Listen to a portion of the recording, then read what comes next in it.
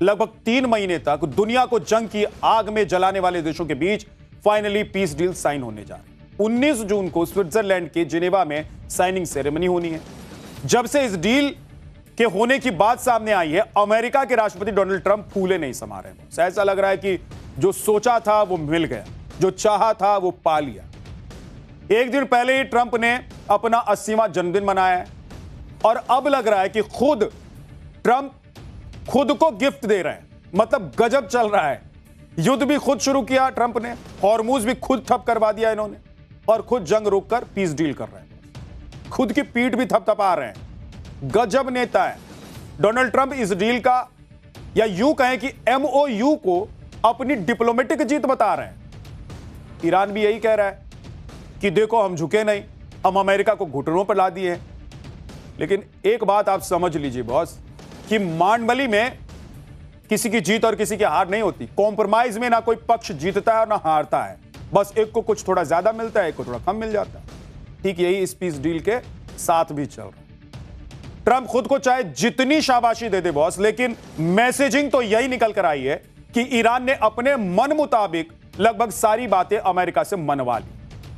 और तो और जो अमेरिका और इजराइल युद्ध से पहले और पूरे युद्ध के दौरान गलबहियां करते हुए दिखाई दे रहे थे, इस डील ने उस रिश्ते में भी खटास और दरार पैदा की। कौन क्या कह रहा है यह आज आपको बताने, यह भी बताऊंगा कि 108 दिनों के लंबे संघर्ष, तमाम बार हां ना के बाद ईरान के तबाही झेलने और ट्रंप के उलटने पलटने के बाद निकली ये पीस डील कैसे एक पतले धागे से बंधी हुई है जो कभी भी किसी भी मोड़ पर टूट सकता है। लेकिन जो भी हो, यह समझौता दुनिया के लिए एक राहत की खबर। दुनिया इससे राहत की सांस ले रही है। जंग की वजह से ठप पड़े हॉर्मूज खुलने से पूरी दुनिया पर जो अभी तक प्रेशर एक बना हुआ था ना बॉस, वो कम हो जाए। और यही वजह है कि विश्व के तमाम बड़े नेताओं ने इसका हाथ खोलकर स्वागत किया है। पीएम मोदी ने भी इस डील का स्वागत किया है। डील की खबर सामने आने के बाद ही कच्चे तेल की कीमत में 4% से ज्यादा की गिरावट भी दर्ज कर दी और इसी के साथ तेल की कीमतें 3 महीनों में सबसे निचले स्तर पर आ गई। शांति समझौते से शेयर बाजार भी बम बम हो गया है। भारत के लिए LNG लेकर आ रहे कॉमर्शियल वेसल ने भी स्ट्रेट ऑफ हॉर्मूज पार कर लिया। लेकिन जब तक डील साइन नहीं हो जाती तब तक कुछ भी तय नहीं माना जा सकता। डोनाल्ड ट्रंप के बारे में पूरी दुनिया जान गई है कि वो अपने फैसलों को लेकर कितने अनस्टेबल हैं, कितने गंभीर हैं। ऐसे में अगले 60 दिन पूरी दुनिया के लिए बेहद जरूरी और संवेदनशील होने वाले। इन 60 दिनों में क्या क्या होने वाला है, एक एक डील आज पाठशाला में आपके सामने रखूंगा। लेकिन सबसे पहले एक ट्वीट।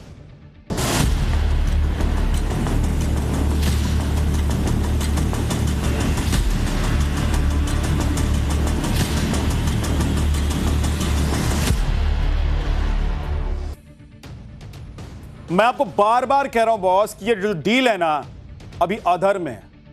और क्यों कह रहा हूं ये आपको आगे बताऊंगा, लेकिन पहले आपको वो 14 पॉइंट्स बता देता हूं जो इस पीस डील के आधार माने जा रहे हैं, यानी कि जिस आधार पर ये डील होने जा रही है। हालांकि ये 14 पॉइंट्स ईरान की तरफ से बताए गए हैं और अमेरिका ने इन पर अभी कोई जवाब नहीं दिया है। लेकिन अगर ईरान इतना खुल्लम खुल्ला डील की बातें दुनिया को बता रहा है तो इसमें सच्चाई तो जरूर है।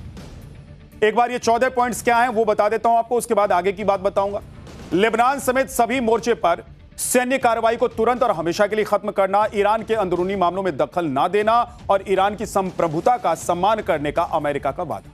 30 दिनों के ब्लॉकेड को पूरी तरीके से खत्म करना, ईरान के आसपास के इलाकों में अमेरिकी सेना को हटाना, 30 दिनों में अंदर ईरान की व्यवस्था के तहत हॉर्मुज स्ट्रेट को फिर से खोलना, ईरान के तेल, पेट्रोकेमिकल उत्पादों और उनसे जुड़े एक्सपोर्ट पर लगी पाबंदियों को हटाना, एनर्जी एक्सपोर्ट से होने वाली कमाई तक ईरान की पूरी पहुंच, ईरान के लिए कम से कम $300 अरब के पुनर्निर्माण प्लान पेश करने का अमेरिका और उनके सहयोगियों का वादा, परमाणु मुद्दों और पाबंदियों में बड़ी राहत पर अंतिम समझौते तक पहुंचने के लिए 60 दिनों की बातचीत का समय, परमाणु हथियार न बनाने के लिए न्यूक्लियर नॉन प्रोलिफरेशन ट्रीटी के तहत ईरान का फिर से वादा और इलाके में सैन्य तैनाती न बढ़ाने और बातचीत के दौरान नई पाबंदियां न लगाने का अमेरिका का वादा। बातचीत के दौरान ईरान की फ्रीज की गई $24 अरब की संपत्ति को जारी करना, जिसमें से आधी रकम बातचीत शुरू होने से पहले जारी की जाएगी। समझौते के लागू होने की निगरानी के लिए एक निगरानी तंत्र बनाना, यूएनएससी के प्रस्ताव के जरिए अंतिम समझौते को मंजूरी दी। अब यह तो हुआ ईरान का वर्जन, लेकिन डील पर अमेरिका भी अपना वर्जन दे रहा है। मतलब डील 1 और वर्जन 2। आपको अमेरिका का क्या वर्जन है वो भी बताने वाला हूं। ट्रंप कह रहे हैं कि पीस डील कंप्लीट हो गई, यानी कि पूरी हो गई, लेकिन ईरान कह रहा है कि नहीं भाई, ये तो अभी सिर्फ MOU है, यानी कि मेमोरेंडम ऑफ अंडरस्टैंडिंग है। अमेरिका कह रहा है कि शांति पूरी तरीके से स्थापित हो गई, लेकिन ईरान कह रहा है कि शांति तो तब आएगी जब अमेरिका इस पर कदम आगे बढ़ाए। यानी कि वॉशिंगटन जिस समझौते को कामयाबी बता रहा है, तेहरान उस पर कह रहा है कि पहले कमिटमेंट दो, उसके बाद आगे की बात बढ़ेगी। ऐसे नहीं चलेगा, जानते हैं आपको, आप कहते कुछ है करते कुछ हैं। शाम को कुछ बोलेंगे और सुबह फिर कुछ हो जाएंगे। इसलिए ईरान चाहता है कि जो भी बातचीत हो उसको लेकर MOU हो, एक डील साइन। बॉस, ये ट्रंप के डेप्यूटी हैं, इनकी बात सुनकर एक बार को तो यह भी लग रहा है कि अमेरिका इस पूरी स्थिति में कहीं से भी कमांडिंग पोजीशन में है। हमारे यहां इसे चिरौरी कहना लोग पसंद करते हैं, चिरौरी कहते हैं लोग इसे। कहां तो ईरान से अनकंडीशनल सरेंडर करवाने चले थे, और देखिए अब हुआ क्या है। बातों में आई इस नरमी की वजह साफ है कि मिडिल ईस्ट में शांति स्थापित हो, इसकी जितनी जरूरत ईरान और पूरी दुनिया को हो, उतनी ही जरूरत अमेरिका को भी है। लेकिन इतने दिन, इतने तमाम तामझाम के बाद, इतनी मातापच्ची करने के बाद भी कोई क्लियर ग्राउंड अभी भी निकल कर नहीं आया, दिखाई नहीं दे रहा है, जिसके आधार पर यह कहा जा सकता है कि हाँ भाई, दोनों पार्टियों में बात पक्की हो गई है।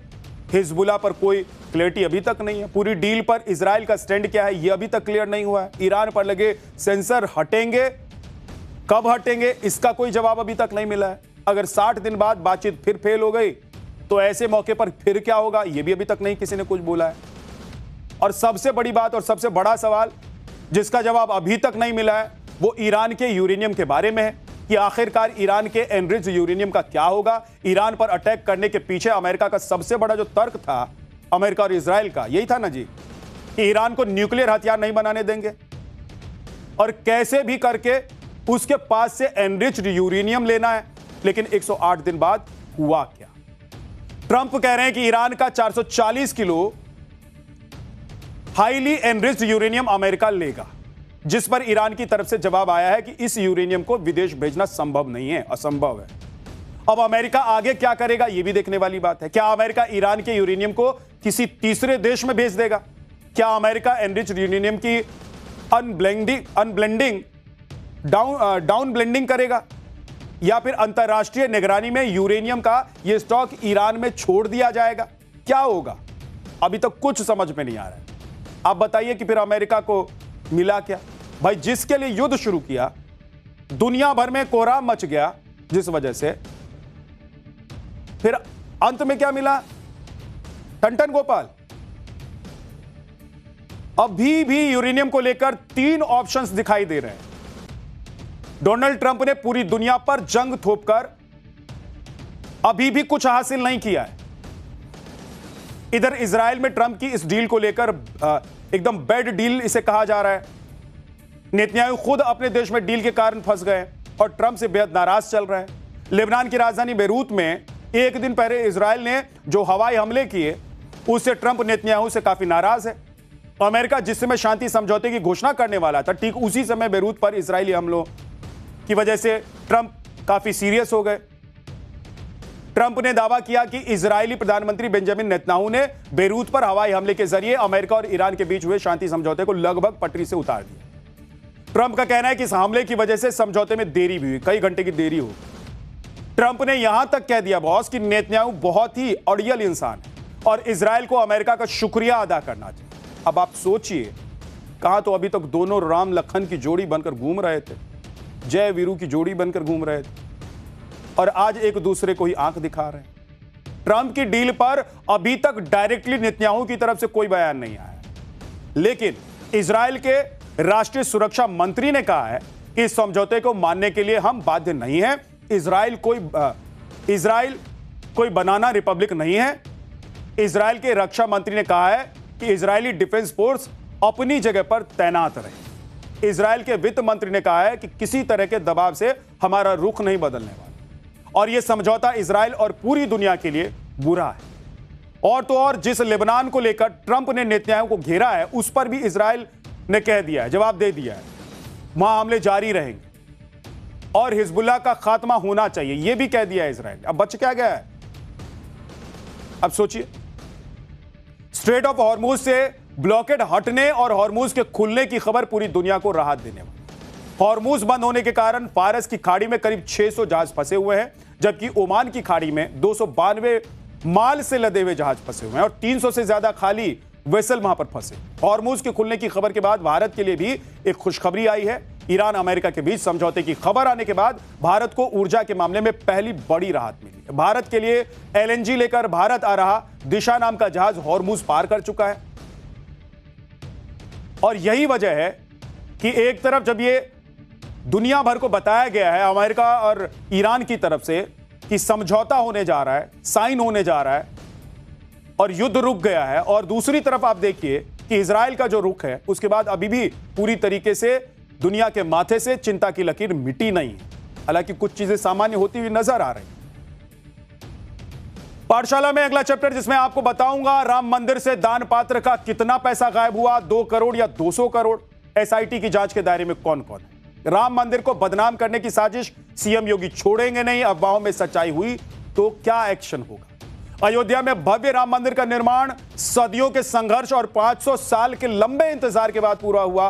हिंदू आस्था का केंद्र रहे राम मंदिर को बनता देखने की चाहत में कितनी ही सनातन पीढ़ियां खप गईं।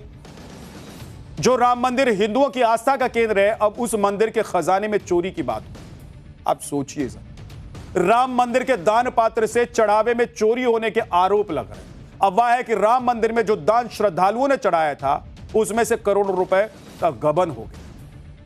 हैरानी इसलिए हो रही है क्योंकि सवाल उन लोगों पर उठ रहे हैं जो राम मंदिर में व्यवस्था देख रहे हैं बॉस, दान का हिसाब किताब रख रहे हैं बॉस और सिस्टम को संभाल रहे हैं। आप देखिए कि बात सिर्फ चोरी या घपलेबाजी की या गबन की बात नहीं है, अफवाह की कहानी भी नहीं है, बल्कि राम मंदिर से जुड़ी हुई आस्था की बात है बॉस। इसलिए यूपी सरकार ने भी तुरंत एक्शन ले लिया। सीएम योगी ने मामले की जांच के लिए एसआईटी का गठन किया है। एसआईटी ने आज अयोध्या पहुंचकर इस मामले की जांच भी शुरू की। एसआईटी 7 दिन में जांच करेगी, 15 दिन में पूरी रिपोर्ट सौंप देगी। सबसे पहले तो इस बात की जांच की जा रही है कि आखिर मंदिर के दान की चोरी कैसे हो सकती है। अगर इस बात में थोड़ी भी सच्चाई है तो आरोपी कौन है और अभी तक कैसे बच रहे थे, आज ये आपको बताने। बात राम मंदिर से जुड़ी हुई थी तो इस पर सियासत भी शुरू हो गई, अफवाहें भी उड़ने लग गई।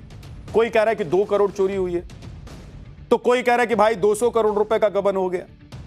दावा यहां तक किया जा रहा है कि मंदिर में दान के पैसों की गिनती करने से जुड़े कई लोग कुछ ही सालों में करोड़पति बने। कौन कौन जांच के दायरे में है, सबसे पहले किसने आरोप लगाया, यह सब आपको बताऊं, लेकिन पहले मैं नहीं समझता कि किसी प्रकार इसमें अब ढिलाई बढ़ती जाएगी। पाल राव, आप उसको भी जान रहे हैं, चंपत राय बंसल, इसका पूरा नाम है चंपत राय बंसल, अनिल मिश्रा और ये रामशंकर उर्फ टिन्नू, ये 3 करोड़ की जमीन है, 2 करोड़ 92 लाख मान लीजिए, लगभग 3 करोड़ की जमीन है। 24 करोड़ में जमीन खरीदी गई। आप कल्पना कर सकते हैं। देश के बड़े बड़े मंदिरों में करोड़ों का चढ़ावा चढ़ता है। उस चढ़ावे को मंदिर के ट्रस्ट को मैनेज करना होता है। हर साल ऑडिट भी होती है, उसका ऑडिट किया जाता है। मंदिरों में ऐसी व्यवस्था सालों से चली आ रही है ऐसी व्यवस्था। और मंदिर में भक्तों द्वारा चढ़ाया गया पैसा सिर्फ खजाना नहीं होता है बॉस, बल्कि ये तो करोड़ों भक्तों की आस्था का प्रतीक भी होता है। कई मंदिर इस पैसे को धर्मार्थ के काम में लगा देते हैं या फिर मंदिर के लिए ही उसे खर्च कर दिया जाता है। ऐसे में अगर राम मंदिर में भक्तों के दिए चढ़ावे के साथ गड़बड़ी की बात उठी है तो जांच पूरी होनी चाहिए और एकदम अच्छे से होनी। राम मंदिर से सीएम योगी का खास लगाव रहा है। ऐसे में यूपी सरकार ने तुरंत इस मामले की जांच के आदेश दिए। आज ही एसआईटी की 3 सदस्यीय टीम अयोध्या पहुंच गई। जांच टीम की कमान आईएएस विजय विश्वास पंत संभाल रहे हैं और विजय विश्वास पंत अभी लखनऊ के कमिश्नर हैं। वो चढ़ावे और दान की व्यवस्था को समझेंगे और उसे बेहतर करने के सुझाव भी देंगे। एसआईटी टीम में आईजी किरण एसबी हैं, जिन्हें अपराध की जांच का लंबा अनुभव है। चढ़ावा चोरी के आरोपों की तह तक जाएंगे वो, यानी कि पुलिस के एंगल से भी इस पूरे मामले की जांच संभालेंगे। वहीं वित्त विभाग में विशेष सचिव नीलतरन भी मामले की जांच करेंगे और मंदिर के ऑडिट, दान और वित्तीय लेन देन का निरीक्षण करके उसकी रिपोर्ट तैयार। दूसरे ट्रस्टों की तरह ही राम मंदिर ट्रस्ट भी आरटीआई के दायरे से बाहर है। राम मंदिर में कितना चढ़ावा आता है, इसकी जानकारी ट्रस्ट की बैठक में ही दी जाती है। आखिरी बार दिसंबर 2025 में चढ़ावे की जानकारी दी गई थी। ट्रस्ट की पिछली बैठक में यह जानकारी सामने आई थी कि राम मंदिर को कुल 4,575 करोड़ रुपए दान में मिले हैं। पिछले 5 साल 9 महीने में मंदिर निर्माण पर 2,475 करोड़ रुपए खर्च हुए हैं और इसके बाद राम मंदिर ट्रस्ट के पास लगभग 2,100 करोड़ रुपए बचे हुए। आप देखिए कि राम मंदिर में जो चढ़ावा आता है उसे मैनेज करने के लिए एक पूरी व्यवस्था बनाई और इस व्यवस्था में सेंध लगाना इतना आसान नहीं है। मंदिर में आने वाला चढ़ावा 3 तरह से आता है। पहला है श्रद्धालु ऑनलाइन बैंक में दान को ट्रांसफर कर देते हैं। दूसरा है जो लोग मंदिर में दर्शन करने के लिए आते हैं वो मंदिर परिसर में बनी डेस्क पर चढ़ावा देते हैं। यह ट्रस्ट और बैंक कर्मी तैनात रहते हैं और चढ़ावे की रसीद भी उन्हें देते हैं। बैंक कर्मचारी शाम तक इस चढ़ावे को बैंक में जमा करवा देते हैं। मंदिर परिसर में मौजूद दान पात्र में तीसरी तरह से चढ़ावा आता है, जिसके भर जाने पर बैंक कर्मी और ट्रस्ट कर्मी इसे मंदिर परिसर में बने कक्ष में ले जाते हैं। मंदिर की तरफ से तय कर्मी की देखरेख में चंदा पात्र को खोला जाता है और इन्हें गिना जाता है और बैंक के कर्मचारी इसे बैंक में जमा करने के लिए ले जाते हैं। मामला इतना बढ़ गया है ना बॉस, या हर कोई इस मामले से पल्ला झाड़ रहा है। राम मंदिर ट्रस्ट के प्रभारी प्रकाश गुप्ता ने तो बैंक के कर्मचारियों पर ही आरोप लगाया। एक बार सुनिए। जन्मभूमि ट्रस्ट के विरोधी रहे हमेशा, तो वो तो हमेशा कोई न कोई चीज को ढूंढ करके तिल का ताल बना देते हैं। तो लेकिन ऐसा कोई, देखिए ऐसा है, ट्रस्ट में ट्रस्ट का कोई आदमी कहीं शामिल है नहीं। कुछ बैंक के कर्मचारियों के ऊपर संदेह हुआ है, क्योंकि बैंक के कर्मचारी ही गिन करके रुपया ले जाते थे। तो अब वो कर्मचारी बैंक के आते थे तो हमारे तो कोई थे नहीं, ना हम तक कोई संबंध था। अब उसमें उन्होंने कुछ गड़बड़ी बेईमानी किया हो जो पकड़ में आई, बताते हैं लोग। तो अब हम उसके बारे में क्या कहें। मंदिर ट्रस्ट की तरफ से दावा किया जा रहा है कि कोई भी गड़बड़ी नहीं हुई है और अगर इसमें कुछ सच्चाई भी है तो इसका ट्रस्ट से कोई लेना देना नहीं है। लेकिन एसआईटी की टीम हर एंगल से जांच कर रही है, क्योंकि संदेह के घेरे में वो सभी लोग हैं जो दान की गिनती से लेकर बैंक तक चढ़ावा पहुंचाने में शामिल हैं। एसआईटी की टीम ने श्री राम जन्मभूमि तीर्थ क्षेत्र ट्रस्ट से उन कर्मचारियों का डेटा मांगा है जो पिछले कुछ साल में राम मंदिर में दान के रुपए गिनने में शामिल रहे हैं। सूत्रों के मुताबिक इन कर्मचारियों और उनके रिश्तेदारों की संपत्ति की भी जांच की जाएगी, वो भी जांच के दायरे में। मंदिर में बने गणना स्थल के सीसीटीवी फुटेज भी खंगाले जा रहे हैं। दान पेटी से गणना कक्ष तक लाने, गिनने और बैंक में जमा करने की प्रक्रिया की भी जांच होगी। इसके साथ ही मंदिर में चढ़ावे की पूरी व्यवस्था की भी जांच की जाएगी। बताया जा रहा है कि मंदिर के ट्रस्टियों के साथ गिनती में शामिल सभी लोग फिलहाल जांच के दायरे में।